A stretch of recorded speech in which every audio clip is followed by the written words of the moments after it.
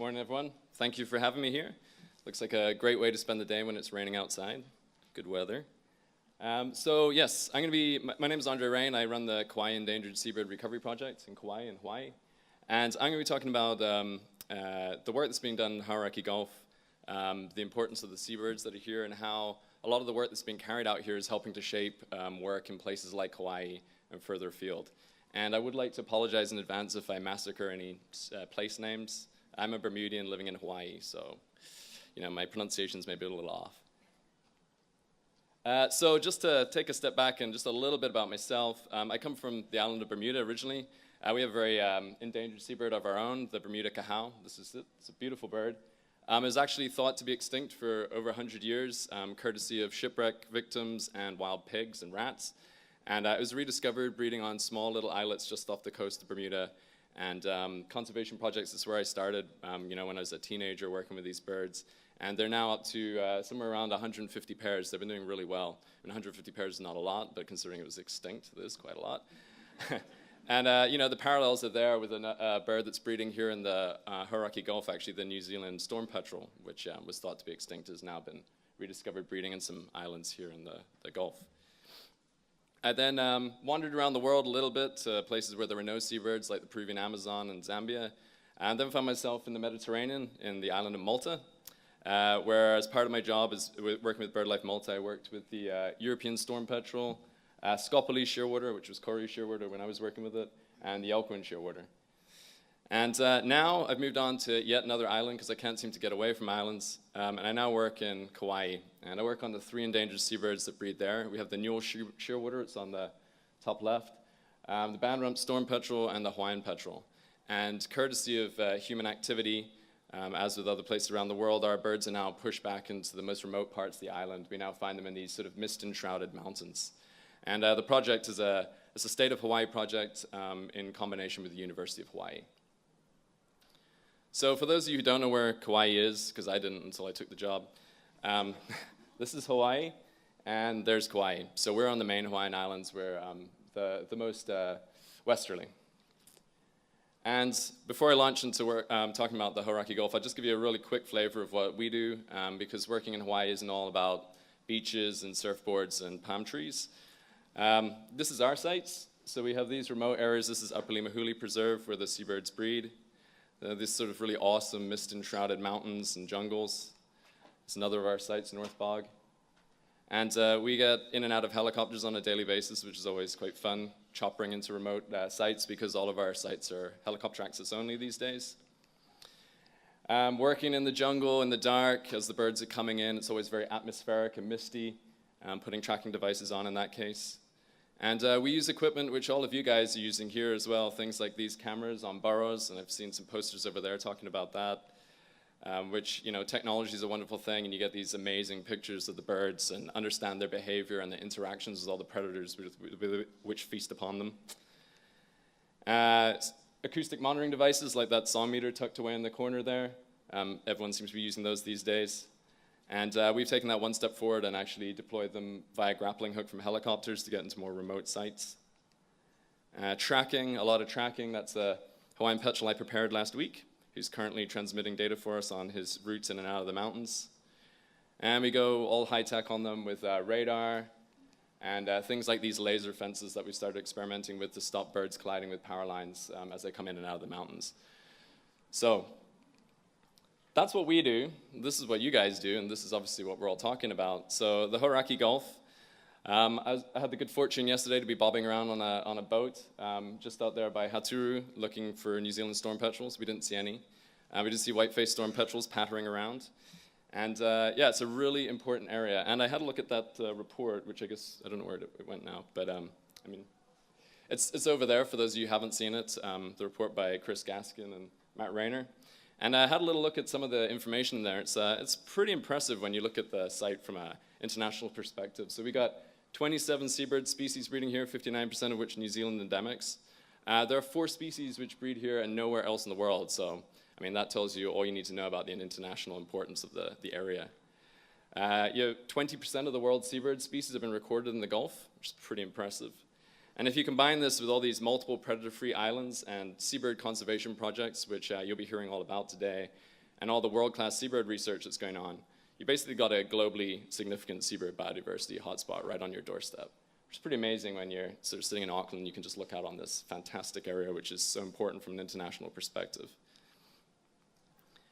Meet the stars of the show. I'm not going to talk about them too much because I don't actually work on them, and there's going to be specialists who do who'll be able to tell you much more about them. But here's some of them: the New Zealand storm petrel, which I touched upon already, Cook's petrel, fluttering shearwater, the world's breeding population of buller shearwater, and the black petrel. And these are breeding on only 2 islands in the Gulf, the black petrel, so it's pretty astounding. And they're challenging species to study. This is true around the world with dealing with particularly petrels and shearwaters, particularly rare petrels and shearwaters. These are some photos. I was out on Hauturu in February for a couple of weeks, working with black petrels and the New Zealand storm petrel and just seeing what work's being undertaken on these species. And, they come in at night, so the sun's setting, it's beautiful, sun's setting, but then it goes dark, and that's when the birds are coming in. And then you've got to, figure out all the ways in which you can actually work with these birds and perhaps, in this case, catch them using lights. They're in these remote mountainous areas in Hauturu in particular, which always reminds me of Kauai. It looks exactly like a scene from Kauai. So the terrain, super challenging as well. How do you work on seabirds in an area like that? And then they're seabirds, it's in the name, they're seabirds. And they spend all their time at sea when they're out fishing. And so it's really hard to figure out where they are at sea and what are they doing out there. And of course, understanding what they're doing out there is key for helping their conservation. So they all face the same conservation issues that seabirds do around the world. These are photos from Hawaii, because that's where I work. But I mean, you could just literally superimpose your own photos from the Gulf in here.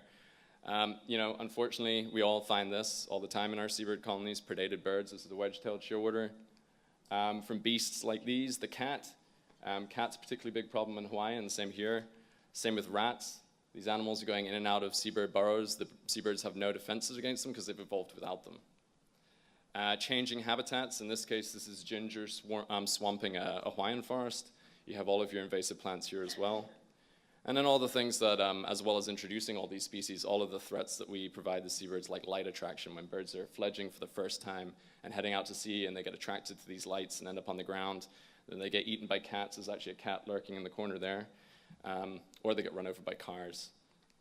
And lastly, and this is a particular problem where I come from, but it's a problem around the world, is also collisions with human structures such as these power lines. And then there's the threats at sea. So, harder to understand, but a whole range of them. Climate change can have a big impact on these birds. Overfishing, bycatch, marine pollution, plastics. And, these threats are true whether you're a Newell shearwater flying around in the waters off Hawaii, whether you're a Scopely shearwater flying around Malta, or a Cook's petrel in the Hauraki Gulf. So, similar species, similar challenges, similar threats. And this is where collaborations and partnerships are key. Particularly here, where you've got all this research going on, all this knowledge. It's really important that you share this information, which is what is happening, sharing it with other countries and people who are working on similar threats. As these bunnies are showing us, sharing is indeed caring. I looked for the cutest bunny photo I could find. There are quite a lot of them on the net. So, there we go. So predator control. Now, New Zealand is particularly well known for predator control because of all the predators that the seabirds face out here. And it's not just the seabirds, it's all the forest birds as well. Species that we don't have, like the possum and the stoat, thankfully, but also similar species like the cats and the rats. And New Zealand has really been at the forefront of dealing with predator control and creating new traps and new methods, including traps and methods that we don't have access to in Hawaii. Things like good-natured traps and Dock 250s and the like. And then this idea of a predator-free New Zealand, which is such an awesome concept. I mean, that's a global concept, which is a very worthy goal. And so we are certainly taking those things to heart back home, looking at how we can adapt these methods and traps to our own environments. These are Upper Limahuli again, dealing with similar species like the cats and rats, but also introduce species like mongoose. And we often look to New Zealand to look at what's happening here and how we can adapt those methods to our environments and our species. Predator eradication, like I said, in February I spent a couple of weeks on Hauturu. It's a fantastic island. And it's a real inspiration to see, what can actually be done. It actually reminds me a lot, if you look at the picture of Hauturu, it looks almost exactly like Kauai, just on a smaller scale. Same forests and everything. And yet the predators have been eradicated from this site. What an achievement. It's absolutely amazing. And of course, things are, all these different things are benefiting from it, be they this cute, fluffy, adorable black petrel chick, or the saddlebacks. The forest is regenerating without the plague of things like rats. And so it's a real inspirational site which we can look at and say, okay, well, how can we adapt that to the Hawaiian environment? And in fact, we are currently doing that. As we speak, we've had our second poison drop on the island of Lehua, which is home to these species like Bulwer's petrel and the red-tailed tropic bird. Trying to prevent these birds from having the fate of that little Bulwer's petrel up on the top there, which has been pulled out of its burrow and eaten by a rat. And so, hopefully within a couple of months' time, we'll have a rat-free island there, and we can emulate the things that are going on here. Predator-proof fences, I mean, New Zealand in particular is particularly well known for predator-proof fences. Here's the Tafanui fence, which hopefully I'll be seeing tomorrow. And these, the designs and all of the work that's gone into creating the perfect predator-proof fences, if you can't eradicate them from the whole area, then at least keep them out. And we're taking these designs and using them in Hawaii as well. This is one in Oahu at Kaena Point to protect Laysan albatross and wedge-tail shearwaters. This is one on Maui. And this is one with the project that I work on Kauai, which is an area called Nahoku. And as well as that, we're looking at how here in New Zealand you're taking these fences and putting them in really remote areas and incredible terrains. And that's what we're looking at now in a place like this. This is a site that we're looking at in the north of the island on the Kalalau Valley. And thinking of how we can create a New Zealand-style predator-proof fence and put it in an area like that and hopefully have a safe haven for the birds. And translocation projects, I mean, if you can't protect them where they are, you can move them to a new area and a new area which is protected and then raise them there. Unfortunately, I don't have any pictures of translocation projects here in the Gulf, but there have been many of them. This is one I undertook as a training exercise for me in Long Island down in the south, moving fluttering shearwaters from these areas and looking at how people monitor the burrows and how they choose the right birds. Getting lots of birds. This is 100 fluttering shearwaters. We're not there yet with our birds. Putting them in helicopters and then flying them to their new home on Matthew Soames Island, and then looking at all the husbandry that goes behind raising these birds and getting them to fledge successfully out to sea and then hopefully come back in the future. And yep, we're doing that now as well. And we're on the third year now of a translocation project for Newell shearwaters and Hawaiian petrels, moving them from these areas. This is North Bog. There's a little Hawaiian petrel wondering what I'm about to do to him. Here he is being extracted. There he is not looking happy that he's outside his burrow. He was most displeased. In his box, now happy, and being carted out of the mountains and then by helicopter. Whoa, oh, way. That was, and the end. I don't know what happened there. I don't think I ran out of time. Is that how you stopped me from talking any further? Bear with us with a little technical glitch. Okay, here we go. Back on Long Island. And there they are. Off they go. And here's our birds also working their way through slowly. I'm pressing the button slowly now. Yep, there we go. All right. And here is our Newell shearwaters, in this case, being measured and then put in their own boxes. And then we've been really successful so far. We're not doing the scale that you do here on New Zealand. Normally you're doing hundreds of birds. We don't have hundreds of birds. So this year we're looking at doing 20 Newell shearwaters and 20 Hawaiian petrels. And the reason why I can't stay in New Zealand any longer than Friday is because on Tuesday we'll be moving them. And I need to be there. So keep your fingers crossed for us. Social attraction projects, back to Haturu again. Social attraction projects also often go hand in hand with translocation projects, but if you're not translocating them, you can attract them with sound. Tafanui is a good example of this, how all these new seabird species that are breeding on the site courtesy of social attraction. And in this case, we have the New Zealand storm petrel, this enigmatic, cryptic species that's now been found breeding on Haturu.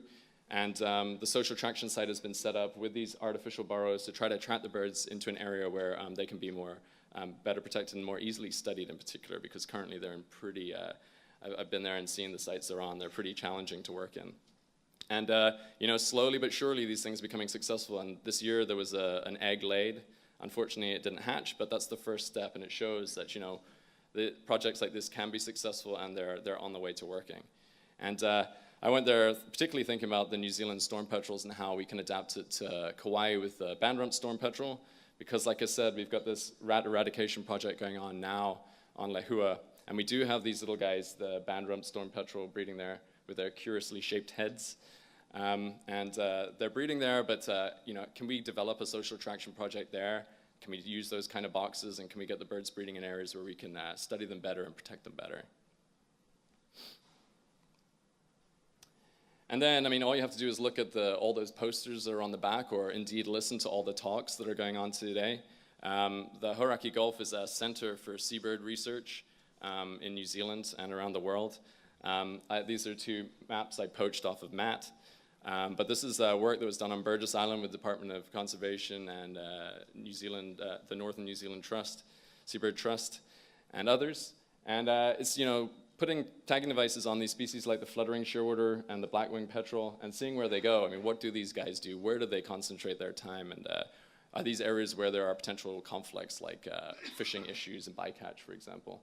And particularly the black-winged petrel really does kind of bring it home to me, at least, that your birds are also ending up in our waters. Like the black-winged petrel there, we see them occasionally on Kauai. You can see Hawaii's, I don't know if there's a pointer here, but anyway, they're up in the north, around our islands as well. And so that kind of brings it all home.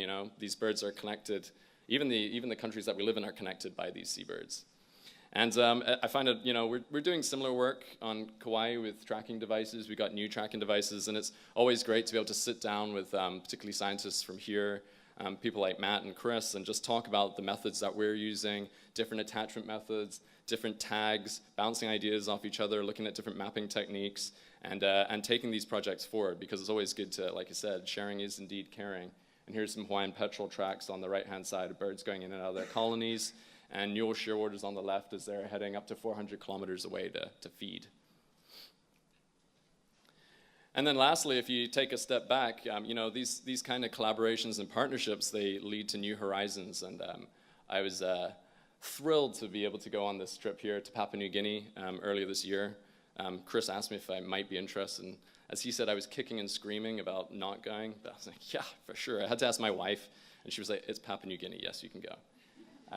And so we went to Papua New Guinea for 2 weeks, using all of our combined expertise, all the expertise that's occurring here in the Gulf, the expertise from Hawaii. We had English counterparts as well to look for the Beck's petrel. And it's kind of one of those epic trips that you dream of about before you go, and you dream about afterwards. And we went on this beautiful boat and used all of our combined techniques to try to figure out how we could catch a Beck's petrel, and if we could, because the key was to figure out where this particular species is breeding. And so we drew on all of our different experiences and techniques, like talking to the local communities, spending lots of time looking in these mist-enshrouded jungles, at night using light techniques like the techniques that are being used on Haturu, countless hours bobbing around in shark-infested waters, trying to catch birds. And the days drifted by, and it was a really awesome experience, but no bird was to be found. And we could see them every now and then, but just not quite catching them. And then, on the very last night, that's what we got. There's Matt triumphantly holding the bird up. I could hear him in the kayak on the other side screaming and yelling. And the bird screaming and yelling, one of the most vocal birds I've ever heard. And there it is, getting the tag attached to it. You can see a very happy and extremely relieved team there that we actually had caught a bird. And there's a sample of the map showing where this bird is now spending a lot of its time. And that wasn't possible. That kind of thing is not possible unless you have all these collaborations and partnerships, and indeed funding as well, because you can't do it without funding. And now we've got to think about the next steps for this particular species. If we know where maybe it's breeding, do we go and try to find it? I would say yes. And so just closing thoughts, partnerships and collaborations are vital. We're all working on similar species. We're all trying these different techniques. We're trying and failing sometimes, and that's always important to know as well. If you're failing, then learn from mistakes. Seabird research here in the Gulf is world class. It's the forefront of seabird conservation. It really is. I'm not just saying that. It's true. If you look at all the work that's going on here, it really is amazing, the kind of things that are being undertaken here. We're all dealing with these similar species. We're all dealing with these similar challenges. The birds need our help. They really do. And we've got to get out there and do the work. We have to recognize there is this big wealth of experience, and we have to adapt these existing methods to new environments and take all of our knowledge forward, and then feed it back into the loop, because that's how we get success. And I don't know, in Hawaii, I want to see these birds persist into the future. I want my kids to be able to see them. I don't want them to disappear. and they're going on dangerous downward trajectories, and we need to stop that. So in closing, I'd just like to say mahalo, thank you for listening, aloha. I'd like to thank all of my partners and funders. There are many. I mean, there's partnerships all across the Hawaiian Islands as well. I'd like to thank the Northern New Zealand Seabird Trust for inviting me to come and talk here, and the organizers of this meeting and the museum for this amazing auditorium and having us all here together. So thank you.